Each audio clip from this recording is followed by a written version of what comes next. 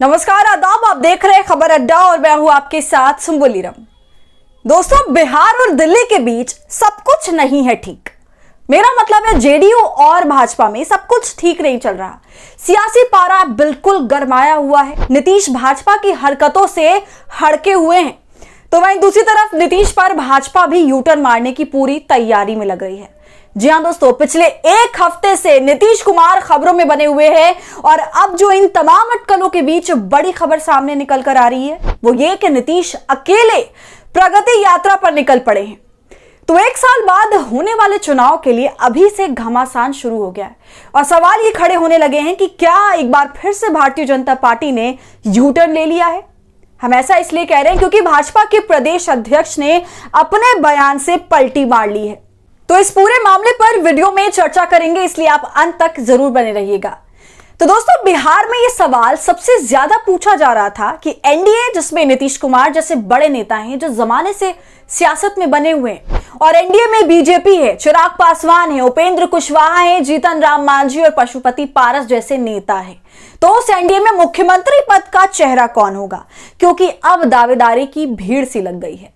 तो किसकी अगुवाई में भारतीय जनता पार्टी बिहार में 2025 का विधानसभा चुनाव लड़ेगी, इसी सवाल पर दिलीप जायसवाल की तरफ से, यानी भारतीय जनता पार्टी के प्रदेश अध्यक्ष, उनकी तरफ से यह कहा गया कि नीतीश कुमार के नेतृत्व में, उनकी अगुवाई में, उनके चेहरे पर बिहार में एनडीए चुनाव लड़ेगा।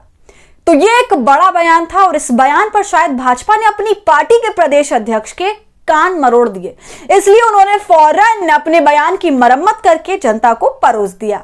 जी हां, अचानक दिलीप जायसवाल अपने बयान से पलट गए। उन्होंने अपने बयान से यू टर्न ले लिया। अब दिलीप जायसवाल ये कह रहे हैं कि नीतीश कुमार तो हैं ही, लेकिन अंतिम फैसला जो है वो पार्लियामेंट्री बोर्ड लेगा। केंद्र में बैठे सभी नेता विचार विमर्श करेंगे, फिर तय किया जाएगा। तो अब उनके इसी यू टर्न की वजह से नीतीश कुमार के खेमे में खलबली मच गई है और ये मचना लाजमी भी है। और ऐसा लग रहा है कि नीतीश कुमार एक एक बयान को बड़ी गंभीरता से सुन रहे हैं। जी हां, चाहे वो बयान अमित शाह का रहा हो, दिलीप जायसवाल का हो या फिर भाजपा के विभिन्न नेताओं का, ये सभी जो भी बयान दे रहे हैं, नीतीश कुमार की हर उस बयान पर तीखी नजर है और हर कोई अब ये जानना चाहता है कि नीतीश कुमार का अगला कदम क्या होगा। मगर फिलहाल दोस्तों, नीतीश कुमार ने अपने कदम प्रगति यात्रा में बढ़ा दिए हैं, वो भी अकेले, बिल्कुल अकेले, किसी को भी अपने साथ नहीं लिया। फिलहाल 6 जिलों में वो जाएंगे, लोगों से बातचीत करेंगे, मिलेंगे, कामकाज की समीक्षा करेंगे। तो कुल जमा बात यह है कि भाजपा खेमे से कोई भी ये खुलकर बोलने को तैयार नहीं है कि मुख्यमंत्री का चेहरा कौन होगा।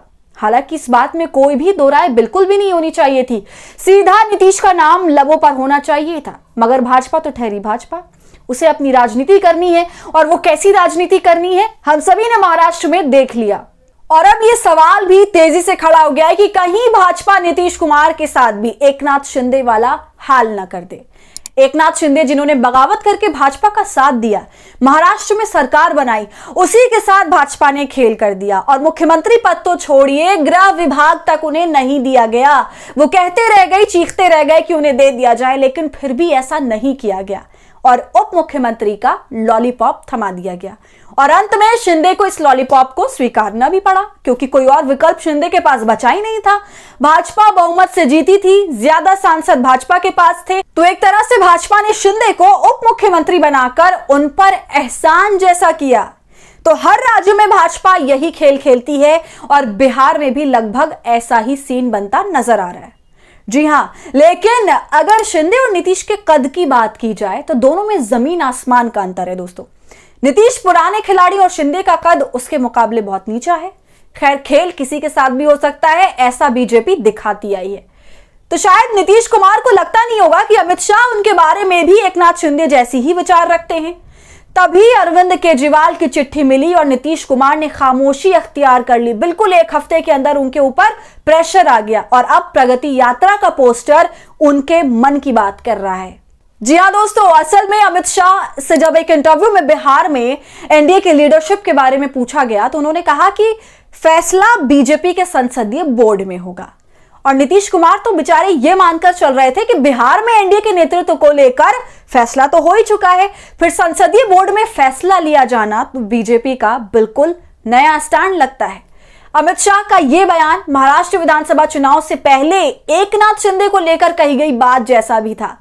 तब अमित शाह ने कहा था कि अभी तो एकनाथ शिंदे ही मुख्यमंत्री हैं, लेकिन चुनाव के बाद वो नहीं बल्कि बीजेपी के देवेंद्र फडणवीस महाराष्ट्र के मुख्यमंत्री बन गए। और चुनाव नतीजे आने के बाद एकनाथ शिंदे के समर्थक महाराष्ट्र में भी बिहार फॉर्मूला लागू करने की मांग कर रहे थे, जिसमें कम सीटें आने के बावजूद बीजेपी ने नीतीश कुमार को 2020 में बिहार का मुख्यमंत्री बनाया था। महाराष्ट्र में बीजेपी ने बिहार फॉर्मूला तो नहीं अपनाया, लेकिन अमित शाह के बयान से लग रहा है कि बीजेपी बिहार में महाराष्ट्र फॉर्मूला जरूर लागू करने का मन बना चुकी है, क्योंकि देखा जाए तो नीतीश के पास अभी 45 विधायक हैं और भाजपा के पास 80।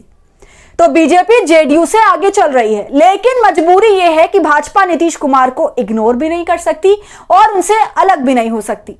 लेकिन नीतीश कुमार ये समझ चुके हैं कि भारतीय जनता पार्टी असल में बिहार में क्या करना चाहती है, और इसी वजह से नीतीश कुमार ने प्लान बी पर काम करना शुरू कर दिया है। प्लान बी ये है कि नीतीश कुमार कभी भी किसी भी वक्त अलग होकर एनडीए से छुटकारा पा ले। लेकिन अभी अमित शाह के बयान पर उन्होंने चुप्पी साधते हुए प्रगति यात्रा पर निकल पड़े हैं, जिसका पोस्टर ही अपने आप में काफी धमाकेदार रहा। और वो पोस्टर उनके मन की बात भी जरूर सुना रहा है दोस्तों, जिस पर लिखा है, जब बात बिहार की हो नाम सिर्फ नीतीश कुमार का हो। ये टैगलाइन सुनने के बाद, पढ़ने के बाद तो यही समझ आ रहा है कि नीतीश कुमार किसी भी हालत में कॉम्प्रोमाइज बिल्कुल भी नहीं करना चाहते। तो अब सुशासन बाबू यात्रा पर निकले हैं और ये यात्रा उनकी 28 और 29 दिसंबर तक चलनी है। उसके बाद नीतीश कुमार कुछ तय करेंगे कि उनको करना क्या है। और इस पर सियासी जानकार दोस्तों ये कहते हैं कि नीतीश कुमार ये भांपने निकले हैं कि उनकी इस यात्रा का रिजल्ट क्या निकल कर आता है। इस यात्रा पर लोगों को प्रतिक्रिया नेगेटिव आती है या फिर पॉजिटिव, क्योंकि भाजपा के साथ रहकर नीतीश के मुस्लिम और दलित वोट तो वैसे भी खराब हो गए हैं। तो ज्यादा वक्त ना गवाते हुए नीतीश कभी भी पाला बदल सकते हैं। तो दोस्तों, बिहार में भाजपा के इस यू टर्न पर आपका क्या कहना है, हमें कमेंट कर जरूर बताइए। वीडियो पसंद आई हो तो इसे लाइक और शेयर करें और खबर अड्डा को यूट्यूब पर सब्सक्राइब कर लें।